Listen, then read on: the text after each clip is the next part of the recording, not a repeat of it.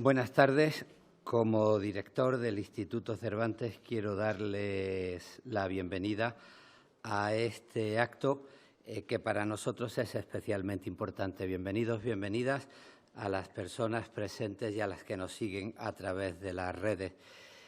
La vida es paradójica, muy paradójica, y situaciones muy tristes de pronto facilitan momentos de alegría. La verdad es que es una situación muy triste la que estamos viviendo a causa de Nicaragua y de su deriva dictatorial, pero eso ha provocado que mientras hay quien persigue a personas como Sergio Ramírez, nosotros tengamos la suerte de disfrutarlo aquí.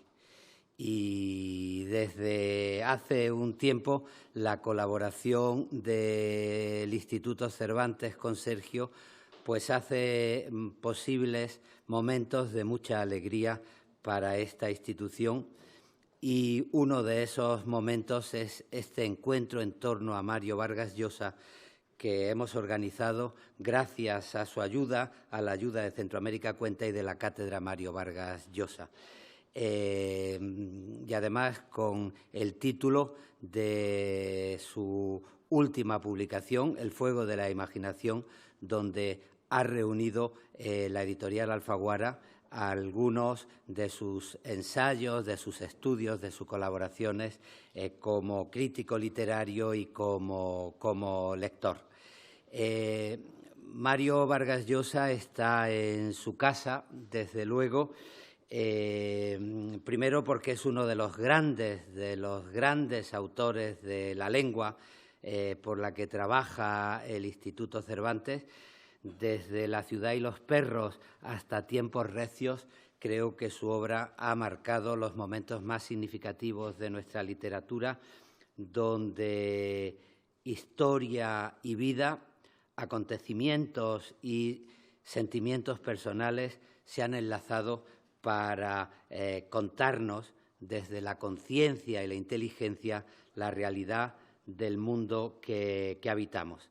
Es también uno de nuestros grandes ensayistas, y al hablar de su obra, cuando en el último Congreso de la Lengua reflexionábamos sobre el mestizaje en nuestra cultura, pues enseguida a mí me venía a la mente la narración El hablador y el ensayo que le dedicó a José María Arguedas, La utopía arcaica. Desde La orgía perpetua hasta este libro que se presenta hoy, es también uno de nuestros ensayistas más lúcidos. Pero aparte, digo, Mario está en su casa porque es patrono del Instituto Cervantes, porque nuestra biblioteca en Berlín se llama Biblioteca Cervantes Mario Vargas Llosa, porque tuvimos la suerte de celebrar aquí el 10º aniversario de su premio Nobel, y por su amistad y su complicidad. Con Mario preparamos desde el Cervantes la candidatura de Arequipa, su ciudad, para celebrar el 9º Congreso de la Lengua Española. La verdad es que ya en Córdoba, Argentina, en la celebración del 8º Congreso nos pusimos de acuerdo para que él anunciase y fuese ya elegida de manera oficial la candidatura de Arequipa, su ciudad, por la que siente especial cariño. La situación política no lo hizo posible, pero siguiendo esa complicidad de Mario con Arequipa y instalados en el ojalá, se ha decidido proponer Arequipa como la sede del 10º Congreso Internacional de la Lengua. Ojalá sea posible. Mario había empezado a escribir una intervención para ser leída en Arequipa y, como no fue posible, nos la deja en custodia en la biblioteca del Instituto Cervantes, en espera de que sea posible leerla dentro de 3 años y, si no, que sea leída cuando sea posible. De manera que Mario Vargas Llosa está en su casa y por eso a nosotros nos hace especial ilusión esta convocatoria de amigos, de escritores que hoy le hacen homenaje en torno a El fuego de la imaginación, que es el fuego donde la cultura se sienta a su alrededor para contar la vida. El prólogo del libro lo ha hecho Carlos Granés y creo que acierta completamente cuando nos avisa de que más allá de una inteligencia clara, de una sabiduría clara, de un conocimiento de la literatura desde dentro, se trata de un libro que cuenta la pasión de un lector. Lo que se nota en el libro es la condición apasionada del lector, que es Mario Vargas Llosa, cómo ha definido su vida a través desde la lectura, a través desde los libros, desde su infancia, y cómo ha convertido la literatura no como un ámbito de evasión, sino como un ámbito de conciencia, de conocimiento y de implicación con la realidad, tanto como autor como lector. Y yo quisiera celebrar aquí también su generosidad, porque cuando uno lee ensayos sobre Neruda o sobre García Lorca en un momento donde se le quiere tachar de andaluz profesional, o sobre Jorge Luis Borges, o sobre Góngora, una de sus figuras más admiradas, pues uno ve la generosidad de un lector agradecido a la literatura que, más allá de las posibles disidencias, lo que quiere es agradecer, señalar aquello que le emociona y aquello que merece la pena. Y en este libro podemos ver, desde luego, su mirada sobre la literatura universal, pero muy en concreto su mirada sobre la literatura de nuestra lengua, la literatura que nos une en torno al fuego de la imaginación, en este caso en torno al fuego, a la inteligencia y a la imaginación de Mario Vargas Llosa. En este sentido, muchas gracias, Mario, por estar aquí una vez más en tu casa, en el Instituto Cervantes, dándonos magisterio y ejemplo de entrega a la literatura, a la cultura y a la vida, a la conciencia. Y muchas gracias una vez más a Sergio Ramírez, que también está en su casa, porque también es patrono del Instituto Cervantes, por seguir colaborando con esta institución. Muchísimas gracias también a Carlos Granés y a Pilar Reyes, a la que le paso la palabra como moderadora de la mesa.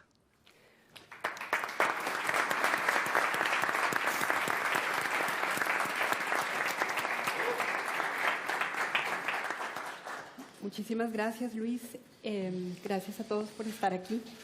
Yo diría que este libro, además de ser, por supuesto, una mirada y una selección de ese gran, inmenso lector que es Mario Vargas Llosa, yo creo que se descubre una cosa que muchos sabemos, quienes lo seguimos en su labor de articulista, es que ha sido quizás uno de los grandes observadores culturales de mitad del siglo XX y de lo que vamos del XXI en el mundo, en las ciudades donde ha vivido, en las literaturas que lee. Aquí hay artículos que tienen que ver con libros, pero tienen que ver con cine, con arquitectura, con arte.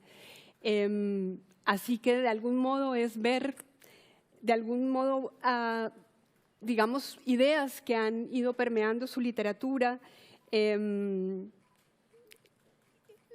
nociones que de algún modo han estado centrales en su ejercicio creativo, pero al mismo tiempo descubrir como el legado cultural del siglo XX. Este volumen, El fuego de la imaginación, inicia un proyecto editorial de gran calado, es publicar su obra ensayística y articulística en volúmenes temáticos. Esta idea vino de Carlos Granés, Mario quería que de algún modo revisitáramos su articulismo y yo le pedí a Carlos que me hiciera una propuesta de cómo hacerlo. Esa propuesta son 5 volúmenes temáticos y Carlos, te quería pedir si brevemente nos cuentas cuál es la idea que hay detrás de articular, digamos, la propuesta articulística de Mario en estos volúmenes temáticos. Nada, bueno, pues muchísimas gracias antes que todo. De verdad que es un honor estar junto a Mario, junto a Sergio, junto a Pilar, en este homenaje que le rendimos todos a la pasión crítica, a la pasión por la literatura de Mario. Pero es verdad que no solamente se ha centrado Mario como articulista en temas culturales. Lo que me he propuesto hacer es reunir toda la obra de no ficción, no solamente de periodismo, porque hay muchos ensayos, hay muchos prólogos, hay muchas conferencias que versan sobre temas variadísimos. Es en realidad un magma infinito en el cual me he sumergido con una técnica vargas-llosiana, claramente. He intentado rastrear las obsesiones del autor, he intentado rastrear esas obsesiones que han imantado su visión crítica y que sistemáticamente lo han ido atrayendo hacia diversas temáticas.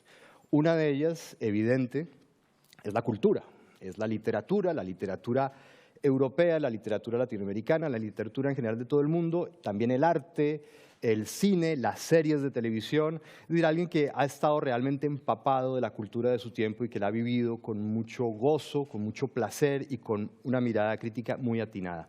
Bueno, ese es este primer volumen con el que iniciamos esta serie de tomos, pero viene uno sobre el Perú, no sé si es el siguiente o el tercero, no lo sé. El caso es que hay un tomo preparado sobre el Perú, que es otra de las grandes obsesiones de Mario, sin lugar a dudas. Un país que ha vivido, que ha sufrido, que ha interpretado, que ha escrito, que ha fantaseado, y sobre el que ha escrito intensísimamente y con enorme lucidez. Entonces, ese tomo va a reunir ensayos culturales, políticos, históricos, viajes, vivencias. Es una imagen vivida y pensada de este país fascinante. Habrá un tercero, no sé el orden, insisto, otro tomo sobre regiones convulsas del mundo. Ese tema indudablemente va a involucrar una amplia sección sobre América Latina, sobre Nicaragua, el país de Sergio, y con escritos sobre Sergio va a tener protagonismo, también Cuba, también todos los procesos revolucionarios latinoamericanos, todos los procesos populistas, en fin, política latinoamericana, problemas sociales latinoamericanos y también otras 2 obsesiones de Mario que han sido Israel y Palestina e Irak, Medio Oriente. Esas temáticas van a estar compiladas en un solo volumen. Hay otro que se titulará posiblemente, o que el tema es los desafíos de la sociedad abierta, y tiene que ver con todos aquellos conflictos políticos sociales que hemos venido afrontando en los últimos años, desde el nacionalismo hasta el fanatismo, que ponen en peligro la convivencia, la democracia, la paz, la estabilidad social. Ese tomo estará dedicado a todas estas temáticas. Y habrá un último tomo, quizás más autobiográfico de Mario, con crónicas personales, crónicas de viajes, perfiles de personajes relevantes que ha conocido a lo largo de su vida y también de aquellos autores que en determinado momento han sido sus maestros. En el pasado, Sartre, Camus, Bataille, más actualmente Adam Smith, Isaiah Berlin, Popper, Raymond Aron. Ese tomo va a ser, o va a rastrear esas influencias literarias y sobre todo ensayísticas e intelectuales que han moldeado al pensador, al observador crítico de la realidad política del mundo. Creo que es un panorama completísimo. Yo creo que ya están muertos de ganas porque saque rápido los tomos para devorarlos. Se lee en una sentada cada tomo, o sea que no hay que tenerle miedo al grosor. Pura apariencia, es agua entrando en un día de sed, o sea que adelante. Además se puede leer como una rayuela totalmente. Sí. Sergio, hay escritores a quienes no les interesa entender su tiempo ni participar en los debates públicos del presente. Yo creo que ustedes tres sí, clarísimamente. Creo que además en eso hay una cantidad, digamos, de líneas comunes entre Mario y tú. Y te preguntaría a ti, así de una manera general, ¿por qué? ¿Por qué un escritor? ¿Por qué te has sentido tú atraído por el presente, por intervenir en él, sea en el articulismo o también con determinados libros que son narrativos, pero tienen, digamos, una conversación con la realidad muy, muy clara? Bueno, a mí me parece que esta tradición del intelectual latinoamericano, del escritor latinoamericano que habla en público, viene de los movimientos precursores de la independencia, cuando las calidades de combatiente por la independencia, de intelectual, de periodista, de jurista, de escritor, de poeta, no estaban separadas. Es decir, era un solo personaje el que se montaba en el caballo a las luchas por la independencia, y era un solo personaje el que tras la tropa iba a una carreta de bueyes llevando la imprenta en los campos de batalla. Si la imprenta siempre fue infaltable, un arma infaltable. Los libros circulaban de contrabando en las alforjas de los próceres. Siempre iba un tomo de La Nueva Eloísa, de Rousseau, o un tomo de Tocqueville. Es decir, la modernidad de las ideas estaba inserta dentro de estas luchas. Y esta es una herencia que recibimos de manera natural. Ningún político en Europa o en Estados Unidos, igual que lo ocurre en América Latina, se proclamaría escritor. Y son dos calidades muy diferentes, muy separadas. Cuando un escritor se presenta con ropajes de político en los Estados Unidos es una rareza. Y quien se atreve pasa por excéntrico, como Gore Vidal, por ejemplo, cuando se presentó a candidato a senador, o Norman Mailer al candidato a alcalde de Nueva York. Sí, fueron espectáculos para la prensa porque eran rarezas, ¿no? Entre nosotros no, entre nosotros la política, hablar, expresarse, la crítica y escribir novelas o escribir poesía siempre ha sido parte de lo mismo. Yo me reconozco en esa tradición y he encontrado que esa tradición fue revivida o se vivió en la última parte del siglo XX por escritores obviamente como Mario, como Carlos Fuentes, que siempre estaba igual que Mario opinando, o también como, ¿por qué no agregar a esta lista a José Saramago? Que son escritores que no se callan y de los que en ese sentido se aprende mucho el oficio que significa ser un intelectual crítico a la par de ser un novelista. Mario, quisiera preguntarte qué sensación te da leerte así, articulado de esta manera. El libro está organizado por secciones que tienen que ver con la literatura, el arte, el teatro, y allí cronológicamente. Luego le preguntaría a Carlos sobre por qué la selección de determinadas cosas. Pero ¿qué sensación te da al leerte así? Pues, mira, yo en primer lugar le estoy inmensamente agradecido a Carlos por la obra que ha llevado a cabo. Muchos de los textos no los reconozco porque están escritos hace mucho tiempo, y otros defienden unas posiciones que ya no son las mías, ¿no? Pero al mismo tiempo creo que todo eso constituye la historia de un escritor. Entonces, es fundamental ese pasado rico, contradictorio, complicado, en el que hay pues artículos muy contradictorios, ¿no? Y que sin embargo, leídos ahora, recuerdan ciertos episodios en la historia del Perú y de América Latina que son inevitables, que forman parte de esa historia.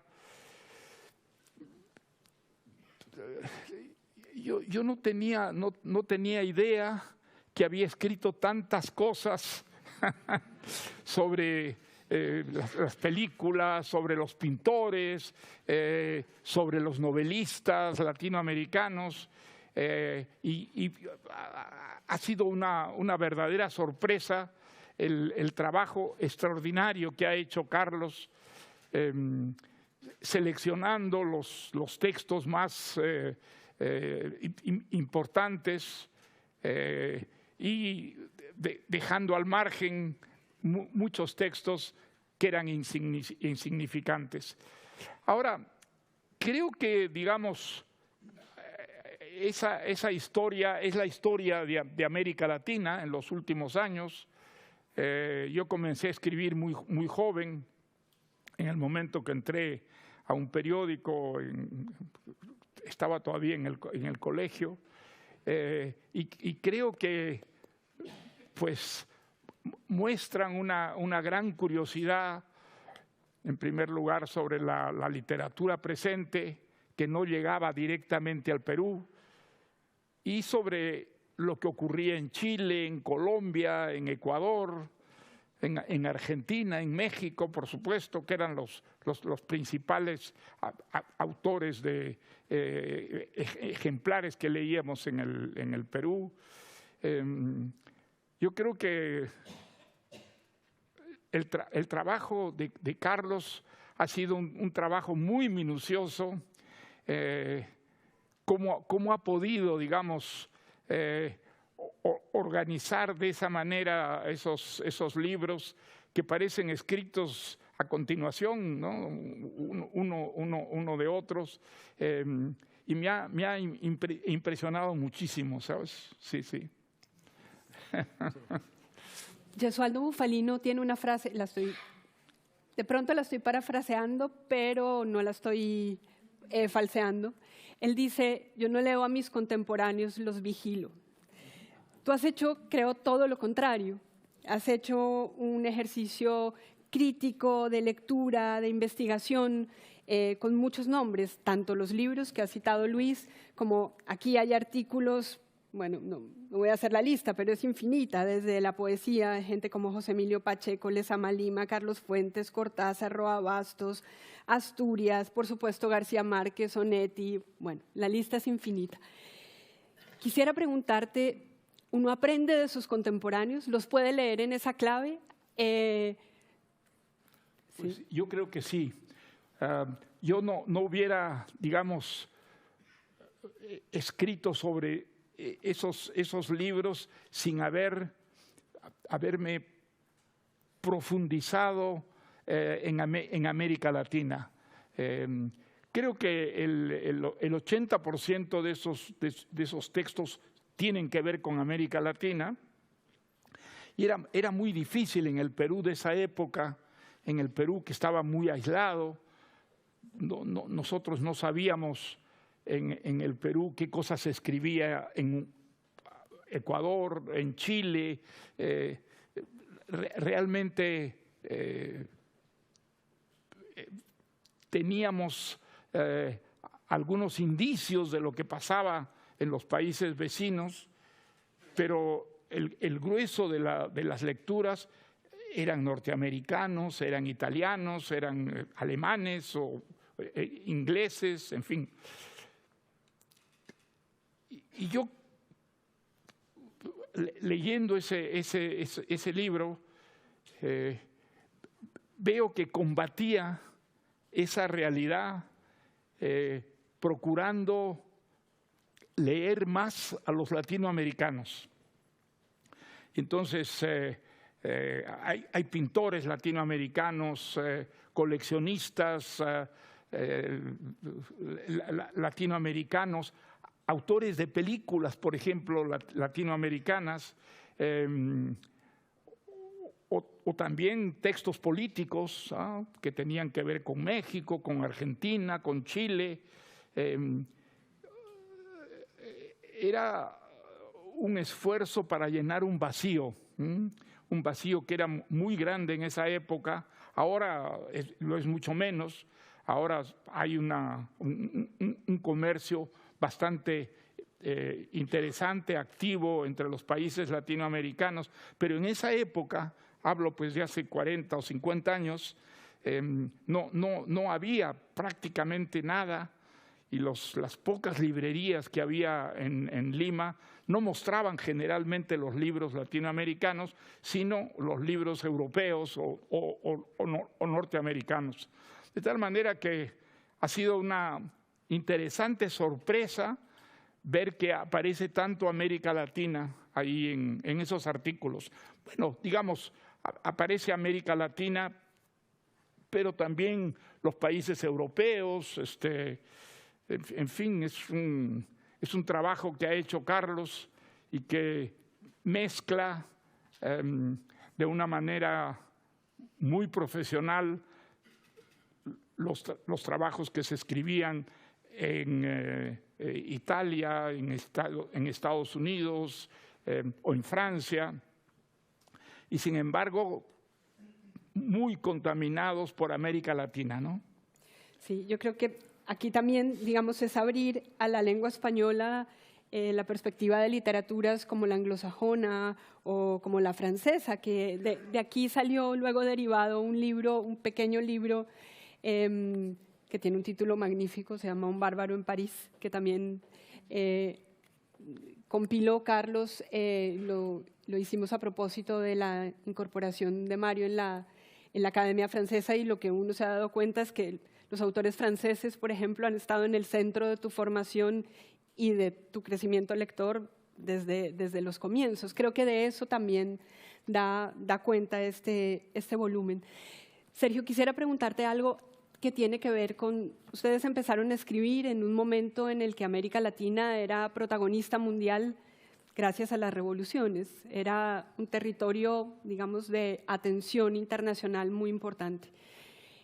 Hoy no lo es, y digamos las situaciones en los distintos países son situaciones muy complejas. Tú eres tristemente protagonista de una situación muy difícil, me parece casi que estuviéramos hablando de otra época. Te pregunto si entre ese comienzo donde América Latina era un lugar de interés internacional, y hoy tú sientes que hay, o para ti en la escritura es un elemento que, digamos, que diferencia lo que podías escribir entonces a lo que puedes escribir hoy. Bueno, yo creo que esto ayuda a verlo mejor si uno se coloca en la mira de los escritores más jóvenes. ¿Cómo ven a América Latina los escritores más jóvenes? Yo creo que no hay ninguna duda que mi generación, yo llegué a la universidad a estudiar Derecho en el año 1959, pocos meses después del triunfo de la Revolución Cubana. Y entonces en Nicaragua había una enorme agitación porque la gente decía, si cayó Batista, ¿por qué no va a caer Somoza? Y se armaban grupos guerrilleros, invasiones desde Honduras, desde Costa Rica. Esta gran agitación que estaba marcada por la esperanza de que algo nuevo era distinto. Me parece que las generaciones nuevas, hoy a esta altura del siglo XXI, su reflexión es totalmente contraria. Todo lo que pudo haber sido distinto no fue. Y hay una desesperanza en las frustraciones del pasado y en una manera muy dura de juzgar ese pasado, a los que fracasaron en construir ese pasado. Me parece que eso es parte de este espíritu crítico en un mundo que está bastante disperso. Las causas hoy en día están absolutamente fragmentadas. Antes había una sola causa, ser escritor de izquierda o ser escritor de derecha, pero todas las causas estaban englobadas bajo la misma bandera. Hoy no, hoy hay causas muy distintas y muchas veces contradictorias entre ellas mismas. Se puede ser feminista y no ser ecologista, por ejemplo, ¿no? Entonces no era posible disgregar las causas. Entonces, eso me parece que es una visión hoy muy diferente y que se refleja en la literatura. La literatura no persigue hoy en día grandes causas, sino críticas segmentadas, críticas fragmentadas, y los temas de la literatura obviamente han cambiado. Las viejas dictaduras militares, las intervenciones norteamericanas, el indigenismo, la sumisión, la rebelión. Hoy en día hay otros temas muy distintos. Los temas del siglo XXI son muy distintos, pero siempre siguen siendo captados por la literatura. La literatura es una antena que está captando los temas. Hoy en día, ¿cuáles son los temas? Las migraciones hacia los Estados Unidos masivas, las pandillas, el narcotráfico, la miseria, está siempre por medio. Y me parece que es otra óptica completamente distinta. Carlos, hay otro, digamos, una columna vertebral donde has seleccionado determinados artículos que creo está relacionada con debates culturales que Mario vio muy pronto. Eso pasa en algunos artículos que tienen que ver con libros, algunos artículos que tienen que ver con casos. Estoy pensando desde el caso, ¿cómo se llama el artículo ruso? De Yuri Danieli sobre la censura, sí. Pero al mismo tiempo incluyes un artículo del 2003 donde Mario habla del caso de Hernán Migoya en España, que anticipa muchísimo de lo que estamos viviendo hoy. O pienso en los artículos de teatro, el artículo de Leroy Jones. Háblanos un poco de qué de esos debates culturales está recogido aquí. Sí, mira, leyendo ese libro uno se da cuenta de que nada es del todo tan nuevo como parece.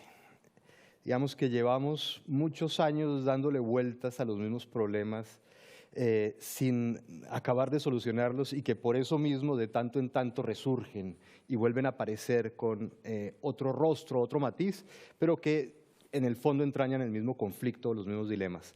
Aquí se ve clarísimo, por ejemplo, con el surgimiento de la política de la identidad, que es un tema que hoy en día debatimos en medios, en televisión, bueno, en todas partes estamos muy atentos a la política de la identidad. Y ahí tiene Mario un artículo de 1965. Apuesto a que no te acuerdas de haber ido a ver esa obra, pero ahí hay testimonio de que la viste y la entendiste y la analizaste con mucha lucidez. De Leroy Jones, que fue uno de los primeros poetas beatnik que decide renunciar a los valores blancos occidentales y establecer una comuna negra en Harlem. Viviendo en Manhattan, se muda a Harlem y empieza a establecer una comuna de rescate de valores negros en oposición a la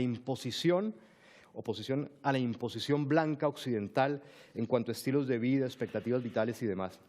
Es decir, ese es un problema identitario que surge en los 60, que durante un tiempo pareció haber amainado, pareció que estábamos haciendo las paces con la diversidad, con la multiculturalidad, y que sin embargo hoy en día ha resurgido con una virulencia fuertísima, y nuevamente las identidades raciales en Estados Unidos parecen vivir en pequeños guetos incomunicados, en donde la experiencia de los negros es inimaginable para los blancos, la de los asiáticos es inimaginable para los latinos, y así sucesivamente. Es decir, la conversión de una sociedad multicultural en una sociedad de guetos incomunicados y posiblemente enfrentados. Eso ya estaba ahí. Otro tema que también aparece con muchísima premura, con anticipación, es el que mencionabas, el caso de Hernán Migoya, que él escribió en 2003 o 2002 un libro con un título muy provocador que se llama Todas putas. Y ese libro generó una controversia y un primer intento de cancelación. Fue un libro que, tal como ocurre hoy en día cada vez que algo choca o rechina nuestra sensibilidad, intentó ser cancelado, anulado. Y Mario salió en defensa de Migoya, apostando por uno de los principios que ha sido rector a lo largo de toda su vida, que es el de la libertad creativa. Sin libertad creativa no hay literatura, no hay plástica, no hay teatro, no hay cine, no hay absolutamente nada. No hay imaginación. La imaginación se caracteriza por no tener bridas, por saltar talanqueras, por ser incorrecta, por ser improbable, ser arriesgada, ser desfachatada. Y sin ese elemento, desde luego, no hay arte y no hay literatura. Y Mario ha sido muy celoso, ha sido como un sabueso que en todo sistema político ha intentado rastrear los intentos de censura. Y en el momento en donde ve que bien sea en el año 66 en la Unión Soviética se censura a los escritores, bien sea en el 71 que se censura a los escritores, bien sea en el 2003 que se censuran a los escritores, algo malo está pasando, algo se está enturbiando en la sociedad. Es decir, el valor fundamental, que es el de la libertad creativa, está en peligro, y eso es una señal de alarma. Esto también, por eso, es un recuento de esos intentos censuradores que se han repetido a lo largo de la historia y que afortunadamente ha tenido críticos que han salido a decir, ojo, eso no se hace, ¿no? Sergio, en el libro, digamos, para resumir un poco lo que dice Carlos, parece Mario venir a decir que la libertad que tienen los escritores para decir lo que piensan, de algún modo es la medida de la madurez política del lugar donde están escribiendo. ¿Piensas que eso es así? Sí, yo creo que es así y eso ha sufrido un proceso que es parte del drama de América Latina.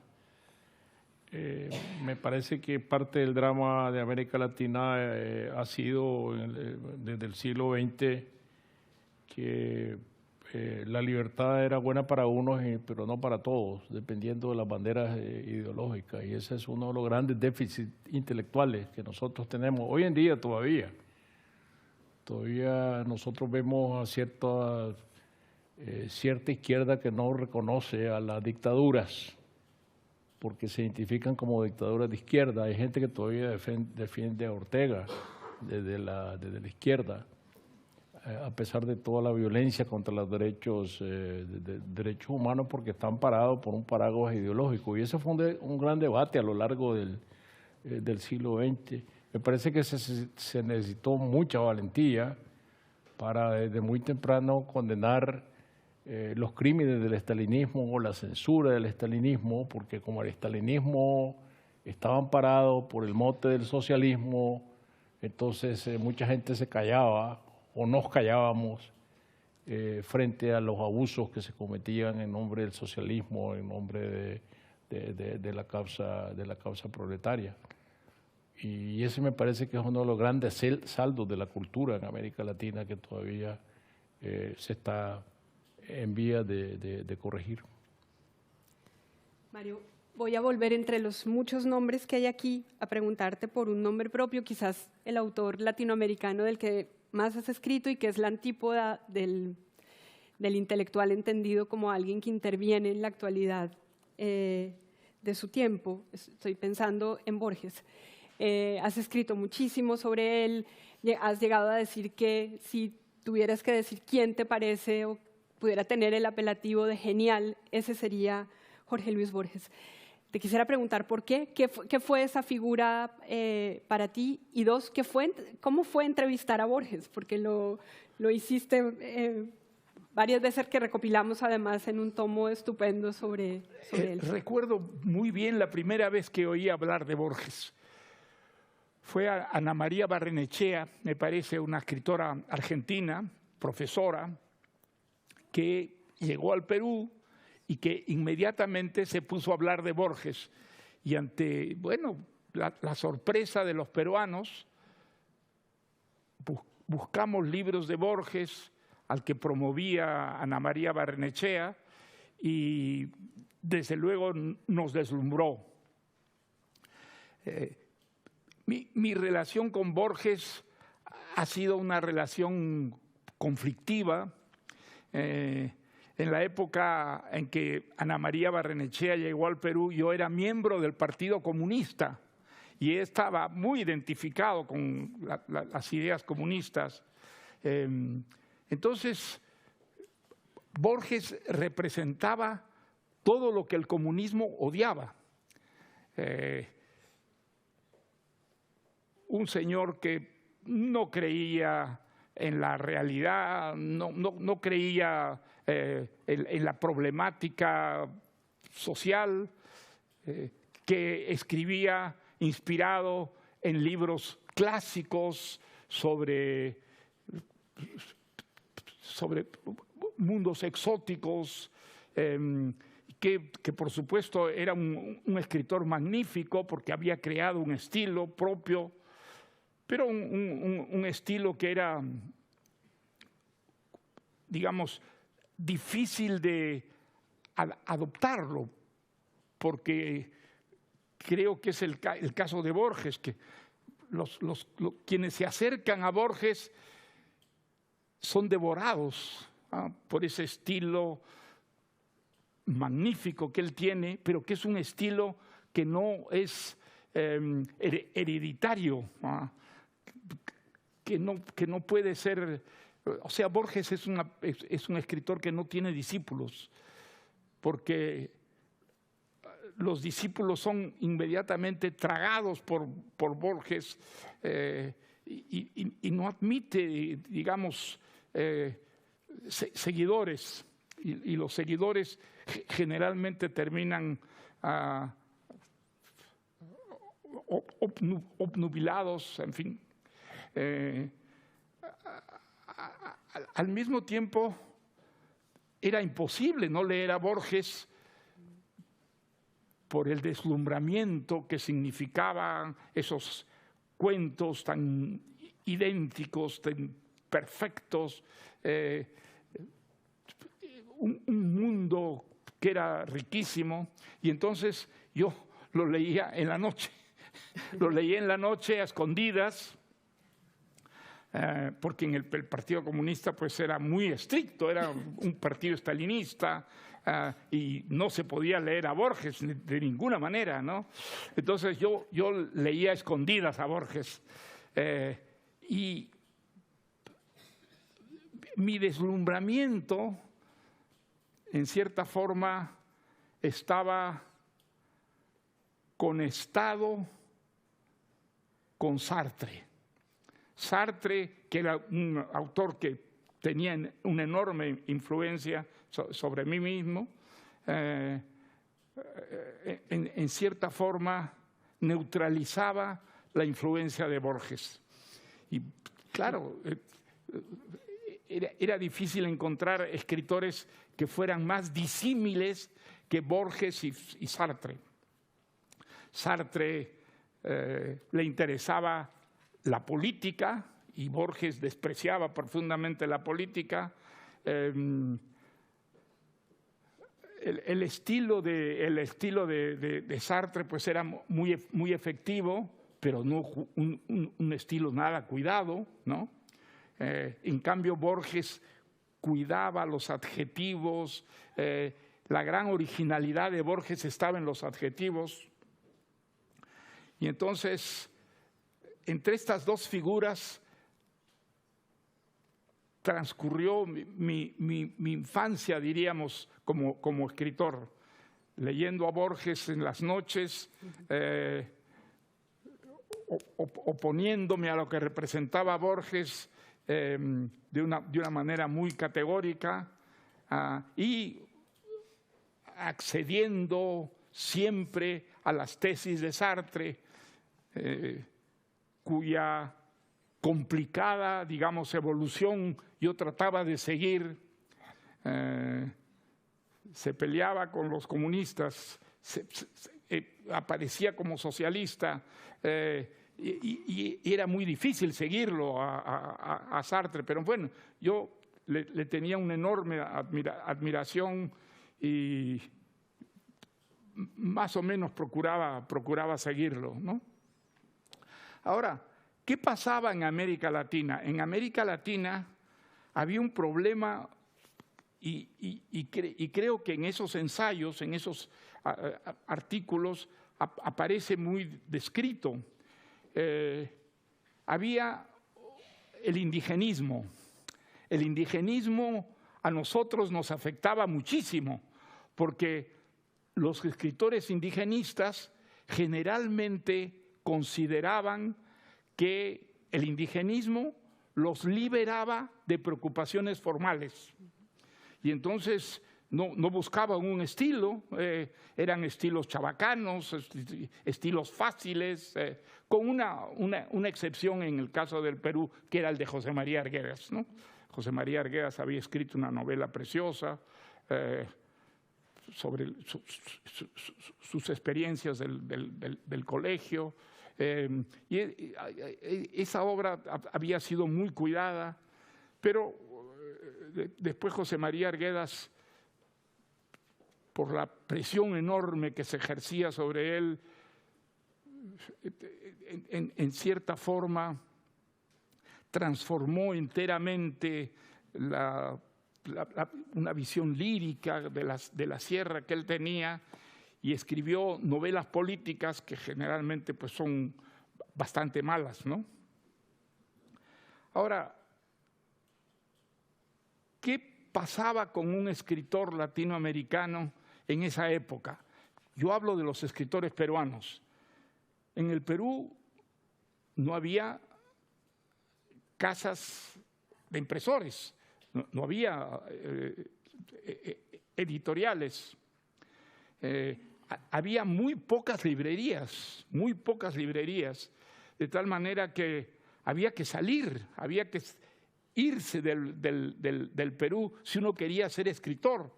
Yo quería ser escritor y quería ser escritor ganándome la vida como escritor. Nadie se ganaba la vida como escritor en el Perú, era imposible, ¿sabes? Y entonces la idea de irme fue algo muy, muy importante, y mi partida pasó por España, pero en realidad yo lo que tenía era una gran visión de Francia. Había leído mucho a los escritores franceses, había aprendido francés en la Alianza Francesa, en un pequeño local que tenía la Alianza Francesa, y que estaba lleno de señoritas bien, eran miraflorinas y generalmente pitucas las que estudiaban francés en esa época. Y entonces yo me sentía muy raro ahí rodeado de esas niñas bonitas, guapas, que cada vez que yo hablaba en francés se reían a carcajadas porque les parecía que mi francés era absolutamente vulgar y tosco. Bueno. Sin embargo, aprendí francés y entonces mi sueño era llegar a París. Y la noche que yo llegué a París, compré en una librería que existía en el barrio latino en esa época, que se llamaba La Joie de Lire, un ejemplar del hombre que cambió mi vida enteramente, Madame Bovary. Madame Bovary fue un libro que a mí me deslumbró, me pareció una novela por encima de todas las novelas que se habían escrito, y además el caso de Flaubert, que se había inventado una enfermedad para evitar al padre que quería meterlo a una profesión liberal, que se había inventado una profesión que parecía ridícula, porque él se desmayaba de pronto y veía lenguas de fuego alrededor de su persona. Bueno, o sea, no era muy serio, pero el padre sí se creyó esta enfermedad y entonces lo aisló en una casita que tenía en Croisset. Y allí Flaubert se pasó 5 años escribiendo esta novela maravillosa que es Madame Bovary, absolutamente maravillosa. Y yo debo, digamos, mi convicción se lo debo en parte a Sartre, pero sobre todo a Flaubert. Flaubert fue un escritor que a mí me deslumbró. Leí todos los libros de Flaubert, leí las cartas que él había escrito mientras escribía Madame Bovary a su amante, a la que tenía en un pueblecito en las afueras de París. Y, digamos, el escritor que yo he sido se lo debo en gran parte a Flaubert. Fue en Francia, pues fui escalando trabajos hasta enseñar finalmente español en la escuela Berlitz, en la radio televisión francesa, donde pasé cerca de 7 años. Y en cierta forma creo que Flaubert me dio a mí, digamos, la pasión por la novela y la convicción de ser un escritor contra todas las realidades imaginables, ¿no? Mario, me gustaría, para terminar, leerte algo y preguntarte si te reconoces en esto, porque lo que estás describiendo, sin duda es así, pero también tenías una idea de la literatura, es el texto que abre este volumen, que, no sé, a mí incluso me gusta más que el discurso del Nobel, pero dices, el texto se llama La literatura es fuego, y dices lo siguiente: es preciso, por eso, recordar a nuestras sociedades lo que les espera, advertirles que la literatura es fuego, que significa inconformismo y rebelión, que la razón de ser del escritor es la protesta, la contradicción y la crítica, explicarles que no hay término medio, que la sociedad suprime para siempre esa facultad humana que es la creación artística y elimina de una vez por todas a ese perturbador social que es el escritor, o admite la literatura en su seno y en ese caso no tiene más remedio que aceptar un perpetuo torrente de agresiones, de ironías, de sátiras, que irán de lo adjetivo a lo esencial, de lo pasajero a lo permanente, del vértice a la base de la pirámide social. ¿Te sigues reconociendo en esa afirmación? Bueno, digamos, las cosas han cambiado en América Latina. Hoy día hay una derecha torva que está conformada en gran parte por militares y que a los escritores les dan premios. A los escritores les dan premios, los celebran y luego hacen lo que quieren, ¿no? Pero, digamos, ya esa América Latina no existe ya. Ahora hay una América Latina en la que un personaje siniestro, como es el comandante Chávez, ¿no? Ortega. Ortega es lo mismo. Ortega. Bueno, el comandante Ortega debe dar premios, seguramente, da diplomas. ¿Ah? Algunos escritores los echa, por supuesto, sin referencia a los presentes. Pero yo creo que los escritores no son tan mal vistos como eran hace 30 años en América Latina. Yo creo que hoy día son mucho más, reciben premios y reciben premios de generales, por ejemplo. Entonces, es mucho más complicado establecer las diferencias entre los escritores y los militares, por ejemplo. ¿Ah?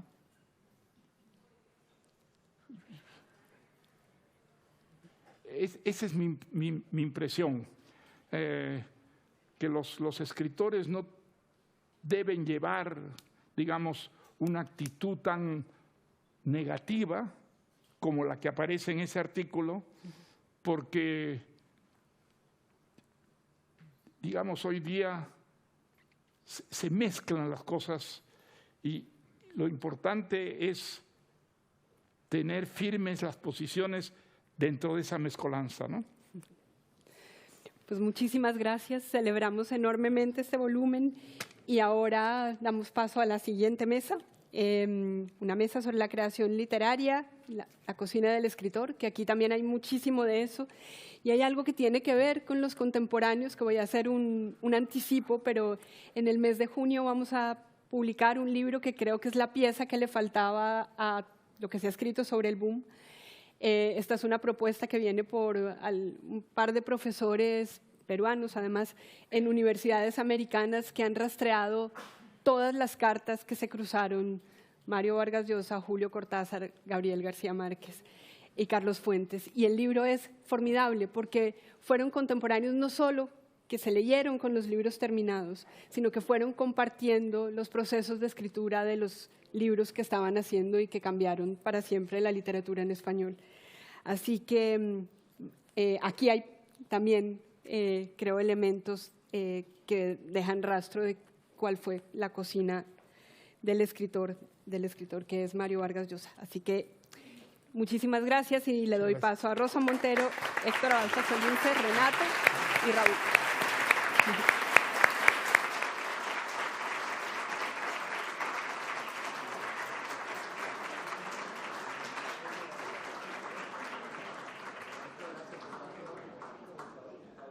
Vamos a comenzar esta segunda mesa dentro del foro El Fuego de la Imaginación en torno a Mario Vargas Llosa. La mesa está titulada La creación literaria por dentro de la cocina del escritor. Un título que nos permite, me parece a mí, desarrollar algunos de los puntos centrales de lo que podríamos calificar como el credo vargasllosiano. Y para eso tenemos el gusto, por supuesto, de contar con 3 escritores de primer nivel, 3 de los más grandes autores en la actualidad en nuestro idioma, Rosa Montero, Héctor Abad Faciolince y Renato Cisneros, de 3 países distintos, con 3 propuestas alternativas sobre los que vamos a discutir de muchos de los puntos que me parece están planteados en el volumen que reúne, digamos, la obra ensayística de Mario Vargas Llosa en este primer tomo en relación al arte y específicamente a la creación literaria. Yo quisiera plantear esta mesa redonda, este diálogo, a partir de palabras que me parece que son claves dentro de, digamos, la propuesta literaria de Mario Vargas Llosa. Palabras que se han venido repitiendo en sus ensayos, en sus reflexiones, en sus discursos en torno a la literatura.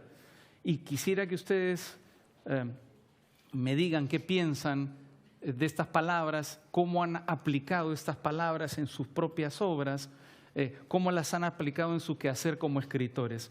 La primera palabra del credo vargasllosiano me parece que es fundamental, es la palabra disciplina. Creo que Mario Vargas Llosa es uno de los grandes estajanovistas de la literatura mundial, una persona que nos enseñó a quienes vinimos a tratar de escribir después de él, lo importante que era esa palabra, la disciplina, el hecho de luchar contra las distintas distracciones que nos ofrece la vida cotidiana, la vida diaria, la vida moderna, para sentarnos a escribir de manera compulsiva, luchando justamente contra las distracciones. Rosa, quería preguntarte, ¿qué significa para ti la disciplina? ¿Tú te sientes una escritora disciplinada? Pues, Raúl, lo que pasa es que yo creo que no se puede ser un novelista sin tener disciplina. O sea, a lo mejor puedes usar otros géneros, digamos, ¿no? A lo mejor un cuentista sin disciplina, pues es posible. Pero un novelista, la novela es un trabajo, es una carrera de larga distancia, ¿no? Y primero tienes que ser bastante obsesivo y segundo, muy disciplinado. Tienes que tener la tenacidad de la estalactita, ¿no? Realmente. Y no solo, además, contra las distracciones, las tentaciones, el querer salir con amigos, el querer ponerte a leer un libro, porque realmente mientras estás escribiendo, si además trabajas y tal, hasta lees menos, ¿no? Sino contra el desaliento también, el propio desaliento y la falta de seguridad en ti mismo, que yo creo que siempre te viene de cuando en cuando, mientras en el largo trayecto de una novela. Normalmente cada novela tiene también su espacio, pero cada escritor también tiene su ritmo, ¿no? Pero pongamos que tengas que estar pues 2 años, 3 años, los que sean, picando piedra, porque somos los obreros de la literatura, los novelistas, y yo me siento muy orgullosa de esa parte fabril. Picamos piedra, y a veces estás picando piedra 2 meses y tiras todo. No te gusta nada, te pierdes. A mí me pasa, por lo menos, ¿no? Yo creo que hay autores que su punto débil es empezar una novela, otros que su punto débil es terminar una novela y otros que se hunden en la mitad. Yo me hundo en la mitad de las novelas. Entonces, siempre hay una parte en donde me pierdo y digo, no sé si voy a terminarlo, me entra el agobio. Pues contra el desaliento hay que ser disciplinado y sentarse todos los días, efectivamente, ¿no? Mario, además de disciplinado, él lo ha contado muchas veces, es metódico. Se sienta unas horas determinadas, un tiempo determinado. Yo no hace falta ser un disciplinado metódico, ¿no? Yo soy un caos, pero un caos organizado. Entonces, cuando estás escribiendo, lo que tienes que hacer es encontrar tiempo todos los días, sea la hora que sea, para meterte en esa lucha y en esa aventura que es escribir una novela, larga aventura. Héctor, ¿qué tan buen picador de piedras eres tú? Bueno, yo creo, Raúl, que es muy distinto haber estudiado en un colegio militar que haber estudiado en un colegio de curas. Eso sí. Y haber tenido un padre que te quiera alejar de esa maricada que es escribir, y haber tenido un padre que en cambio quiere que escribas todos los días y te considera que lo que escribes es muy bueno. Ahora, Vargas Llosa mencionaba a Flaubert y sus cartas a Louis Collet, que son maravillosas. Y si ese es su ejemplo, entiendo muy bien esta disciplina férrea, necesaria, como dice Rosa, siempre para escribir una novela, que yo desgraciadamente no tengo, o no tengo siempre. Porque, bueno, los que van a colegios militares aprenden disciplina, los que vamos a colegios de curas aprendemos culpas. Entonces, yo vivo con la culpa de que todo lo que acabo de escribir es pésimo y que no sirve para nada y que tiro mucho más que Rosa, creo. Pero también tengo la disciplina que no pueden tener, que no tienen que tener, como bien dice Rosa, tal vez los cuentistas, y que no pueden tener los poetas. Los poetas no pueden tener disciplina. Por eso tienen fama de vagos. Ellos tienen que esperar a que les llegue un poema, y es así. Es decir, a mí hace años que no me llega un poema, porque no soy poeta, pero a veces en la vida me han llegado. Para ser poeta no sirve de nada ser disciplinado. Por ahí estaba Luis García Montero, que seguramente lo puede decir. Pero un aspecto, por ejemplo, cuando tú tienes que escribir un artículo todas las semanas, como han hecho muchos de los maestros nuestros, muchos de los maestros del boom, como hacen Sergio y Mario desde hace tantos años, como hace Juan Cruz, que bueno, él no escribe uno a la semana, sino uno diario. Hay que tener el artículo se tiene que acabar, el artículo hay que entregarlo, pero las novelas tienen un problema, las novelas te tienen que gustar. A veces, cuando a mí me entra la culpa católica, una vez se lo consulté al mismo Mario y él me dice, bueno, pues si no te gusta, te sientas, lo cambias, lo mejoras, hasta que te guste y publicas la novela. Bueno, sí, he tratado de seguir esa enseñanza. He tratado de sentarme, de tener un horario, de levantarme como un ordeñador temprano todas las mañanas y de escribir así. Pero, claro, hay gente que es capaz de hacer viajes y dedicar toda la mañana en el hotel a escribir. Yo no soy capaz de viajar y escribir al mismo tiempo. En fin, nunca escribiré 20 novelas, ya no me queda tiempo, pero espero escribir 9, por lo menos, como 7. 7, bueno, no sé, está la maldición del 9, ¿no? Uno hace la 9ª sinfonía y se muere. Sí. Entonces, espero no morirme antes. Tú, Renato, ¿cómo vas con la disciplina? Estaba recordando, no sé si Rosa lo recuerda, nos tocó compartir un vuelo. Creo que era de Guadalajara al DF, no era tan largo, felizmente, y nos sentamos uno al lado del otro, y ella sacó su tablet para leer, y yo saqué un libro para leer, y me empezó a vencer el sueño, mientras Rosa no dejaba de pasar las páginas, y yo decía, no puedo quedarme atrás, tengo que leer mi novela. Finalmente el sueño me venció, me quedé dormido, y cuando me desperté Rosa seguía leyendo el libro, lo cual me dio la impresión de que era muchísimo más disciplinada que yo. Lo importante de lo que han dicho, además, es que yo le añadiría un elemento que es que nadie nos pide, por lo general, los libros que escribimos. Es decir, que tiene que a esa disciplina sumarse una fe que a veces es inaudita. Nadie te pide que escribas esos libros y lo haces por la pura convicción, que es una convicción muy emparentada con las obsesiones de las que hablaba Rosa y Héctor. Y en mi caso, a ver, siendo padre y autónomo no te queda más que la disciplina, ¿no? Yo no estudié en un colegio militar como Mario, pero tuve un militar en casa y estudié en un colegio católico como Héctor, así que tuve la culpa y la disciplina al mismo tiempo, pero también la fe. Y creo que a la hora de la hora, en esos momentos de duda de los que hablaba Rosa, lo único que te alumbra es una suerte de fe, de convicción un tanto neblinosa, de que eso que estás escribiendo, en la medida en que responde a una obsesión, a una verdadera incomodidad con la realidad, puede convertirse en un libro que termine encontrando a sus lectores. Pero claro, tú también mencionabas estas intromisiones de la realidad en el horario de trabajo, ¿no? Y en este país son inevitables. Los que trabajamos en casa estamos sometidos a ellas todo el tiempo.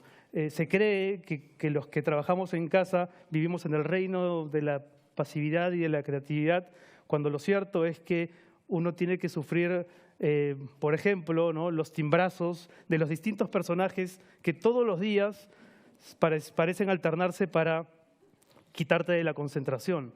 Si no es el cartero comercial, es el plomero que viene a revisar la caldera, y si no, es el funcionario que viene a medir el gas.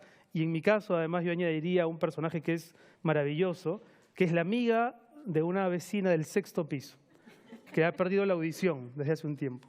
Entonces, la amiga viene 3 veces por semana, sabe que hay uno que está viviendo, que vive ahí, que no se mueve, que seguramente es autónomo y padre, que soy yo, y me toca el timbre para que yo le abra la puerta porque la amiga no escucha el timbre. Al principio me decía, soy una amiga de la señora del 6º, vengo por ella. Ahora ella simplemente la comunicación se reduce a decirme, soy la amiga de la que no oye. Entonces, contra esas intromisiones de la realidad también hay que luchar para poder reconstruir la realidad, y uno se pelea con todas esas cosas, pero no queda de otra. Es una mezcla de disciplina, de fe, de obsesión. Es un gran comienzo, de un cuento, de una novela o de algo, la amiga que no oye. Sí, es verdad. Fantástico, ¿verdad? Ahora me voy con tarea a la casa, Rosa, me voy con tarea a la casa. La segunda palabra que quería plantearles es una palabra que también me parece muy Vargas Llosiana, que es método. Es decir, todos conocemos el sistema empleado por Mario Vargas Llosa para producir estas novelas deslumbrantes, desde Tiempos Recios, su última novela, hasta, por supuesto, su primera novela, La ciudad y los perros, que es esta escritura torrencial de lo que él llama el magma, que es una versión muy en bruto de lo que luego terminará siendo la novela, que él escribe y dice, digamos, de manera frenética, sin corregir, y que luego, pues, en distintas versiones va afinando, digamos, le va sacando punta a la novela, ¿no?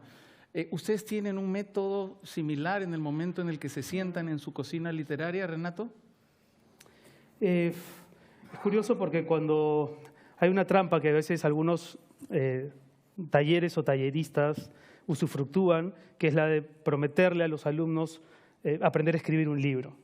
Y siento que es una trampa porque las claves para escribir un libro uno solo las descubre después de escribirlo y se da cuenta de que esas claves solamente sirven para escribir ese libro. Entonces, cada libro tiene sus trucos, pero esos trucos se encuentran al final de la escritura. Es imposible poder trasladar una relojería de un proyecto a otro, porque lo que ocurre ahí es que uno se convierte en una repetición de sí mismo, y creo que eso es a lo que le huimos todos. Cada libro me ha exigido un método distinto. Acabo de terminar una novela y podría hablar de ese método, en el que, por supuesto, hay mucha investigación. Creo que junto con Rosa, Héctor y el propio Mario, ¿no?, el hecho de también tener un pie puesto en el periodismo nos da, no sé si la ventaja, pero por lo menos un recurso que es el de una cierta inclinación hacia la indagación profesional, ¿no? A mí me encanta trabajar con archivos, me encanta trabajar con fotografías, me encanta, me gusta tratar de rastrear la historia, no con un ánimo puramente científico, ni de historiador puro, sino más bien para ambientar esa época que estoy contando. De modo que sí, es una metodología que incluye, ¿no?, investigación, y sí me gusta, aun cuando al final la estructura que trace en un inicio termine siendo desmentida por el producto final, por el libro final, sí me gusta tener un punto de partida e imaginarme a esos personajes y tratar de bosquejar pequeñas biografías, aun cuando estas no vayan a aparecer en los capítulos que luego se escriban. De algo de eso tiene que ver mi cocina y mi metodología. ¿Tú, Rosa? Pues yo disiento un poco, fíjate, de lo que tú dices, porque cuando he dado clases de escritura creativa y esas cosas, siempre digo, lo primero que digo es que cada uno tiene que encontrar su propio método, porque cada uno tiene un método básico. Luego cada libro tiene efectivamente todo distinto, un ritmo interno distinto, una escritura distinta, pero el método, lo mismo tú has dicho, me encanta la documentación, eso forma parte de tu método, ¿no? Sí. Entonces, como sabéis, además, se dice, grosso modo, que hay esas dos vías básicas, que luego hay muchas mezcladas de los escritores de la brújula y los escritores del mapa, ¿no? Los de la brújula son los que se sientan a escribir sin saber a dónde van, o por lo menos eso dicen, o por lo menos eso creen, que no sé si me lo creo del todo, y los escritores del mapa son aquellos que antes de sentarse a escribir tienen que saberlo todo, ¿no? Yo en mi caso soy mitad y mitad, ¿no? Entonces, primero me pasó como un año y medio, se te ocurre la idea que yo llamo, ¿cómo nace una novela? Pues nace de una imagen que de repente aparece en tu cabeza, como aparece, con esa espontaneidad con la que aparecen los sueños por la noche, ¿no? Porque nace además del mismo lugar del inconsciente de donde nacen los sueños, esa imagen, ¿no? Y tú no la buscas, tú no escoges las historias que vas a contar, las historias te escogen a ti, ¿no? De repente aparece esa imagen en tu cabeza, se enciende y te emociona, no sabes por qué, y te turba, y entonces a eso yo lo llamo el huevecillo. Y te dices, te emociona tanto que no te cabe en el pecho y te dices, yo esto tengo que contarlo, tengo que compartirlo, y ahí nace la novela. Es para mí el huevecillo, entonces empiezo a apuntar el huevecillo y el desarrollo de ese huevecillo en cuadernos a mano, porque me encanta siempre con pluma estilográfica y en cuadernos sin rayar, un poco de manías.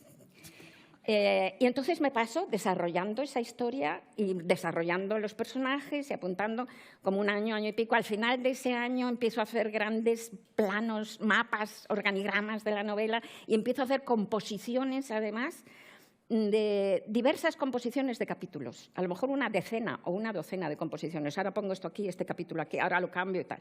Y cuando ya llego y sé que va a tener 46 capítulos y lo que va a tener en cada capítulo y tal, pues entonces me siento al ordenador y me paso otro año escribiéndola y cambia.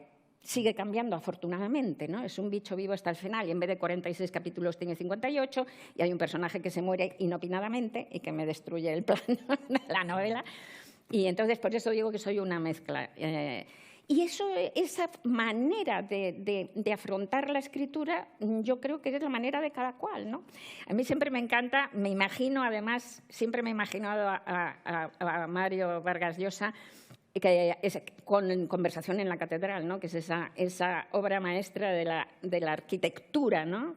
De la narración. Y creo recordar que leí que entonces, después de escribir el magma, en aquella época no había ordenador. Ahora no, claro, tú puedes convertir el magma en eso mucho más fácilmente, pero entonces creo que había, claro, escrito a la máquina ese magma y que entonces lo fuiste cortando, ¿no? Y lo fuiste poniendo como un patchwork en el suelo, ¿no? Entonces, es maravilloso eso, ¿no? Hacer esa especie de rompecabezas, ¿no? Yo lo hago antes de escribir.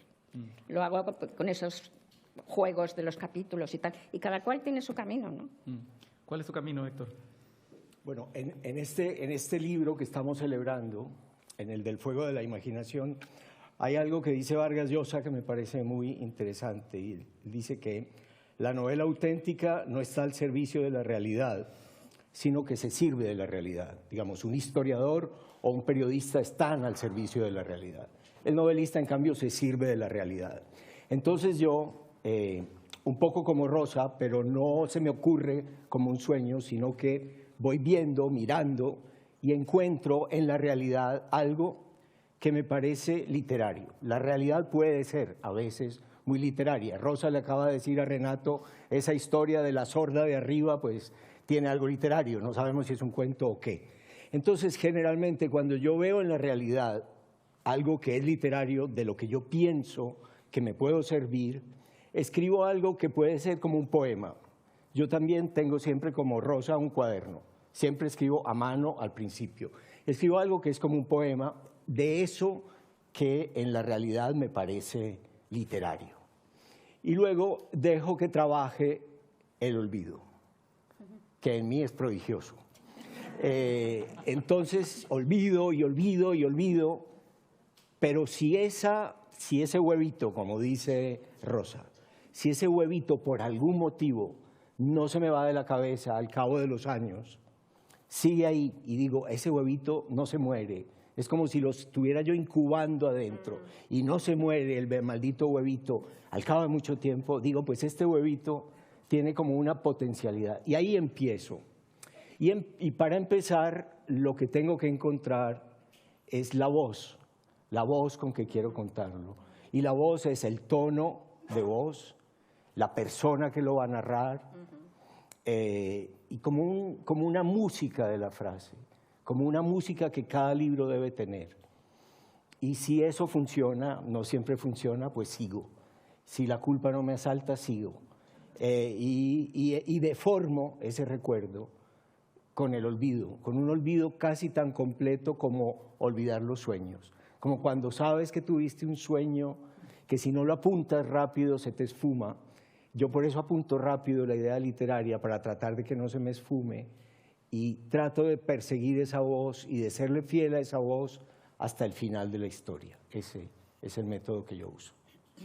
El olvido que seremos, la ridícula idea de no volver a verte, la distancia que nos separa, son solo 3 novelas, un ejemplo de la obra de cada uno de ustedes, que desarrolla temas que se asocian, me parece a mí, con la siguiente palabra que quería plantear, que es demonios.